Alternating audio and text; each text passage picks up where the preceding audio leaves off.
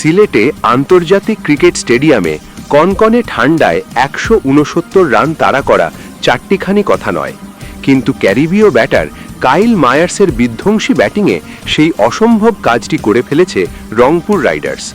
২৫ বলে ৫০ রানের বিধ্বংসী এক ইনিংস খেলেছেন তিনি। সে সুবাদে চট্টগ্রামের ছুড়ে দেওয়া ১৬৯ রানের চ্যালেঞ্জ তাড়া করে ৫ উইকেটের ব্যবধানে ম্যাচ জিতে নিল রংপুর রাইডার্স। টস হেরে প্রথমে ব্যাট করতে নেমে অ্যাডাম রজিংটনের ব্যাটে ভর করে ৫ উইকেট হারিয়ে ১৬৯ রানের স্কোর দাঁড় করায় চট্টগ্রাম রয়্যালস। ৫৮ রান করেন রজিংটন।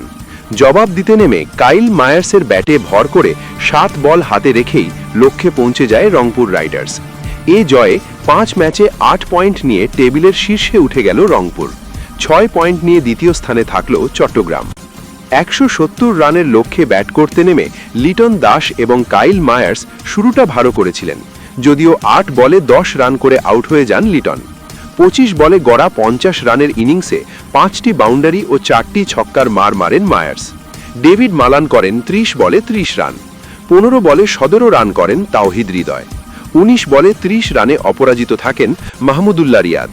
ধারাবাহিকভাবে টানা দুর্দান্ত ব্যাটিং করে যাচ্ছেন তিনি। ৩টি বাউন্ডারির সঙ্গে মারেন একটি ছক্কার মার। ১২ বলে ২২ রান করেন খুশদিল শাহ। ৩ রানে অপরাজিত থাকেন নুরুল হাসান সোহান। চট্টগ্রামের হয়ে শরীফুল ইসলাম ৩ উইকেট নিয়েও দলের উপকার করতে পারলেন না। একটি করে উইকেট নেন আবু হায়দার, আমের জামাল। জাগো নিউজের খবর পেতে ফলো করুন আমাদের গুগল নিউজ চ্যানেল। এর আগে টস হেরে ব্যাট করতে নেমে ৫ উইকেট হারিয়ে ১৬৯ রান করেছিল চট্টগ্রাম। ৫৮ রান করেন ইংলিশ ক্রিকেটার অ্যাডাম রজিংটন। ৪৬ রান করেন হাসান নওয়াজ।